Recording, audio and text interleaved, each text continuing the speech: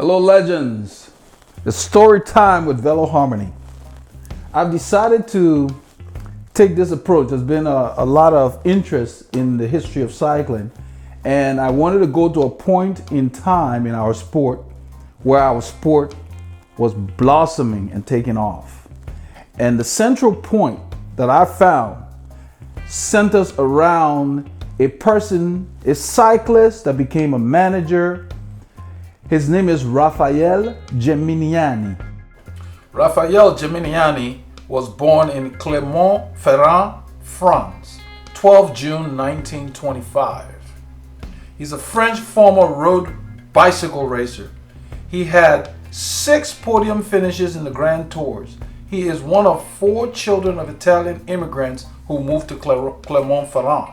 He worked in a cycle shop and started racing as a boy. He became a professional and then a directeur sportif, notably of Jacques Anquetil and the Saint Raphael team.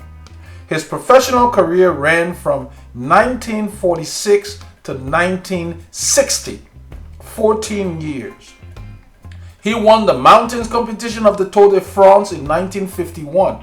His best overall place was second in 1951 behind Hugo Coblet. He won 7 stages of the Tour between 1949 and 1955 and wore the maillot jaune of leader for 4 days. He won the national championship in 1953, the mountain competition of the Giro d'Italia in 1951, and 3rd place in the Vuelta in 1955. In 1955, Geminiani finished in the top 10 of the 3 big tours, the Tour de France, Giro d'Italia, and the Vuelta a España, equaled by only Gaston Nencini in 1957. In 1977, he called doping checks the cancer of cycling.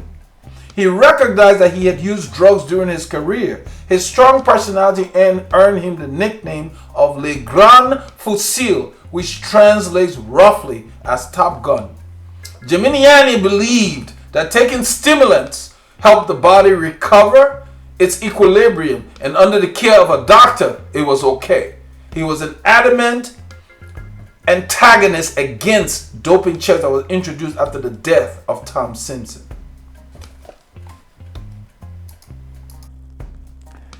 It is no coincidence that Simon Mottram, the owner of Rapha, derived his name, Rapha, from this rider, manager, team, because it's a point in our sport where, like a flower, it was blooming.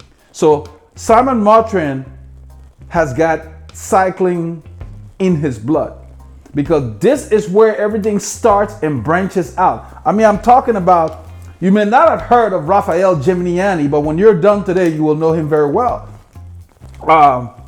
This guy is a central figure that emerged around the time of, we're talking about Fausto Coppi, Gino Bartali, Eddie Merckx, Felice Gimondi, Tom Simpson, Louis Mbobé, Charlie Gauge, Jean Robic, Jacques Anquetil, Raymond Polidor. All these guys, 50s, 60s, into the 70s and so forth. So that's why I've decided to start there. And it's no coincidence that Simon Mottram picked his name from this time in cycling. This is when cycling was taking off to a new level and just, blossoming. So it's an exciting time. And what I've decided to do was start there, walk you into the derivation of the name Rapha, and then continue with the stories that are going to evolve through many episodes of Storytime with Veloharmony, because we can't cover it in one day, 1 week, 1 month. I'm talking, this thing just grows, and that's why I'm mentioning all, because this touches all these champions, and we're going to go into each one of them. So, who is Rapha? Where did they get that name from? Let me read directly. I found an article that meets my need. Let me have a seat here. Online from a site called The Inner Ring. And I'm going to give a cursory, I'm giving them credit for it because it's very concise, because this history is deep. And, you know, I didn't want to be too long with it, but I wanted something that would just hit the main points. So I'm going to read directly here. You say Rapha and many cyclists would associate this London-based company producing semi-retro style cycling clothing. But this startup has appropriated a slice of history as it tries to evoke tales of epic rides, hardened riders for its brand. Here's an explanation of where the name came from. If you didn't know, the original Rapha jersey pictured above, albeit long before the founders of the London brand were born. The jersey he's talking about is right here. Sin Raphael. We'll get more into that in a little bit. Let me hang it over here as we continue. Hopefully you can see that. Probably not. Anyway. Okay. Rapha was short for Saint Raphael, which is the jersey I just showed you. The brand name of a drink that was part tonic and part aperitif. And for those of you who are not familiar, an aperitif is an alcoholic drink that you take to stimulate your appetite before a meal. It was first created in 1830. So Sin Raphael, the drink, was first created in 1830 when a doctor was trying to make an herbal tonic but found his eyesight fading at the same time. He recalled a biblical tale of the archangel Raphael who cured Tobias of his blindness. The medic finalized the recipe for his drink, his eyesight returned, and lo, Sin Raphael, the drink, was created. Like many pharmaceutical concoctions in the mid-19th century, mineral water, Coca-Cola, it became a commercial success. So we're talking about the level of Coke today, basically. This was helped in part because it used byproducts from the wine business, to which herbs including the quinine bark, which contains quinine. Quinine was used to treat malaria in heavy doses. It becomes significant later on as it relates to the death of Fausto Coppi, Championissimo.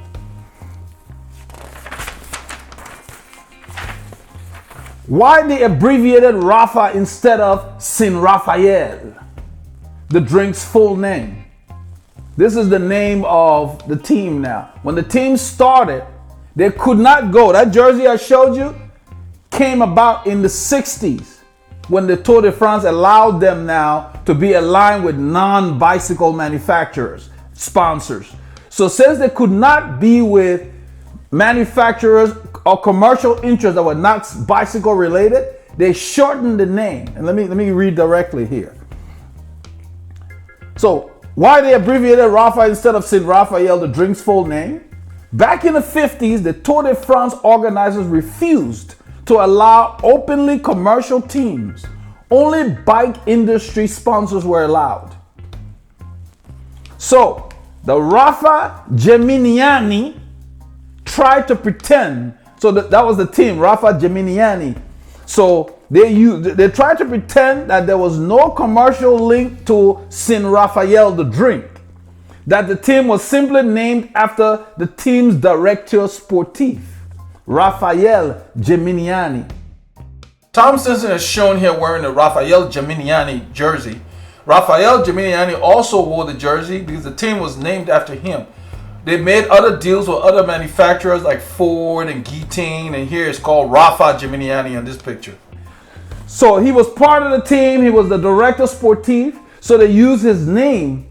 Even though he was an accomplished cyclist and everything, they used his name and said it was him. So they named the team Rapha Geminiani. Well, he made a deal with Sin Raphael to get support for the team, but they had to trick the tour organizers. Okay.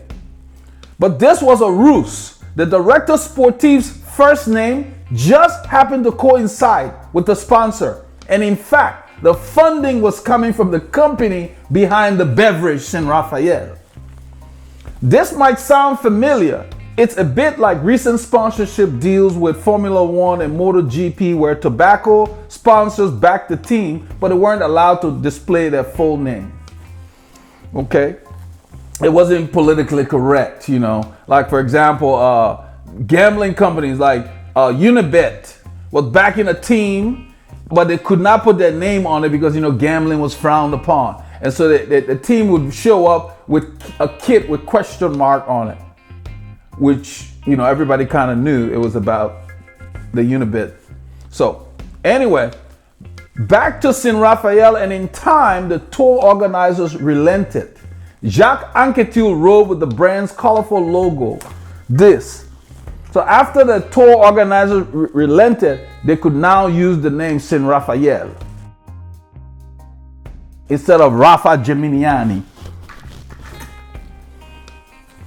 By tragic coincidence, though, Geminiani, the writer slash director sportive, you know, Raphael Geminiani is his name. He owes his life to quinine, the very thing that's a part of that drink. Not in the drink, but in stronger doses. The Frenchman, you know, Geminiani was living in France, considered himself to be a Frenchman, but his family had come from Italy as refugees into France years before. So the Frenchman was a top cyclist in the 50s, Raphael Geminiani. He was invited to a celebration of independence of a new African state from French colonial rule in 1959. Louison Bobet, another Frenchman, pulled out at the last minute, and Gem, that was his nickname. Raphael Geminiani was called Gem. He called Italian writer Fausto Coppi to get him to replace Louison Bobet, who had pulled out at the last minute because they were going to go compete against some other riders in Africa, like an exhibition race. They traveled, he and Fausto Coppi were teammates and good friends. They traveled to Africa, and during that time, they both raced and then they went on safari. Upon their return to Europe, they both spoke on the phone and they spoke of feeling unwell. By chance, Geminiani was admitted to a hospital where a doctor with experience of tropical diseases was working, and malaria was diagnosed. Given quinine, Geminiani lived, but Coppi died from malaria. What had happened was, when they were in Africa to go race and do safari, where they slept was infested with mosquitoes. And so Geminiani had stayed under the covers and Fausto Coppi was swatting mosquitoes and whatever, but they both got infected. And when they came back, he was fortunate that the doctor was familiar with it because they thought Fausto Coppi had bronchial issues. And because they misdiagnosed this illness, he died. And Geminiani never quite got over that because he was very close to Fausto Coppi.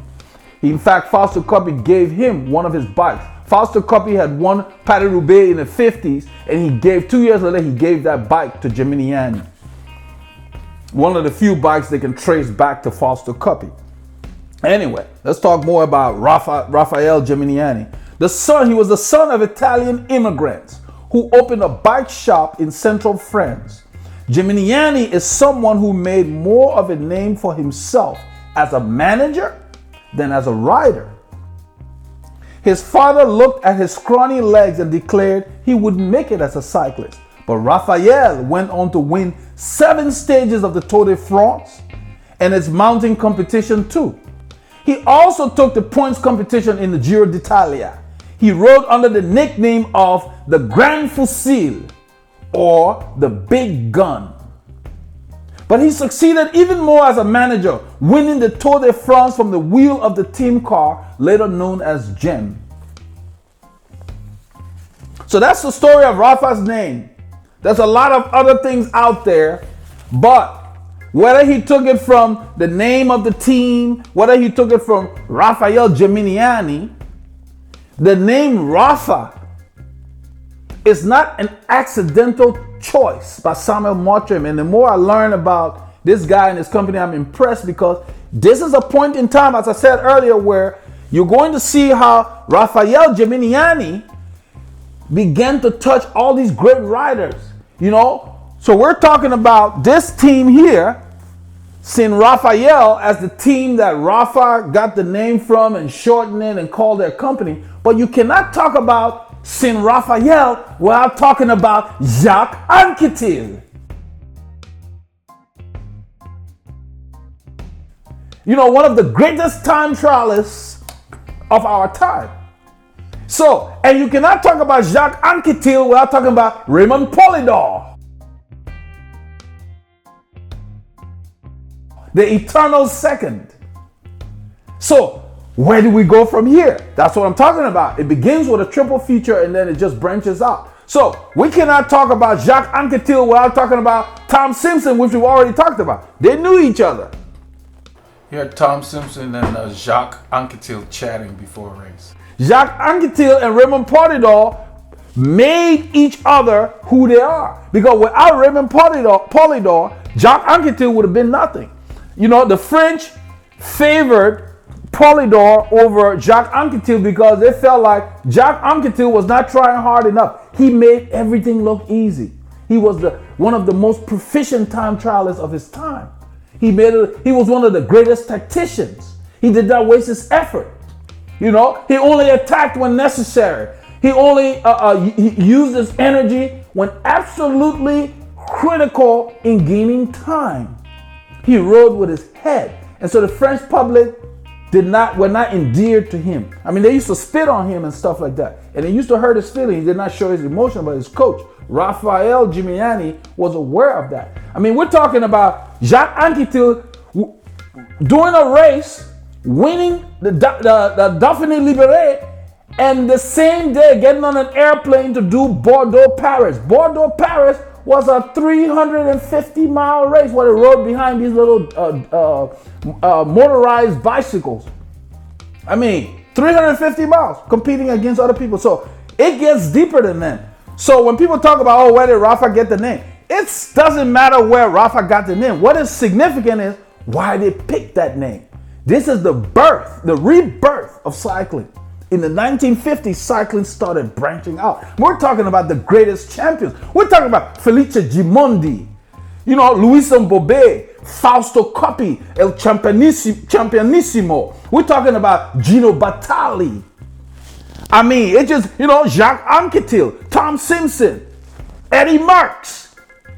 This is when all of this was happening. You know, Merckx was just starting his career at that time, but I'm talking about, it's not an accident that he went to that time period to derive his name. Rapha and its owner are cycling buffs to the point where they understand the history of cycling. And that's why they started there. And that's why we're starting there. Because you cannot talk about the history of cycling without starting at where it really started branching out. And all these great, so we're going to visit the careers of all these great champions. So the next continuation of this series is Jacques Anquetil. Then we need to talk about Raymond Polydor. Then we need to talk about Jacques Anquetil versus Raymond Polydor. Those are three different films. Just from that. And then from there, we got to talk about Eddie Merckx. We got to talk about Fausto Coppi, Gino Bartali. I mean, it just, so I had to start here. And I'm all excited about it because I've learned so much about all these other champions just in a very short time. You know, thanks to Rapha. Because when I started to dig and I realized that this was the place to start. This is like the junction in the road. We have no other place. So I'm not starting here because of the company Rapha. I'm starting here because the company Rapha recognized where the rebirth of our sport was occurring and chose to derive their name from there. And that's just by accident, because even if they didn't derive their name from there, I would have had to start here. Because how can you talk about cycling without talking about Felice Gimondi, Fausto Coppi, Gino Bartali, Luis Mbobé, Jean Rubik? I mean, all the great, Eddie Merckx, Tom Simpson, all the great champions, Rudi Altig, the German champion. So all these guys, you know, this is comparable to basketball, talking about the dream team. You know, where do you start if you were doing some historical stuff on basketball?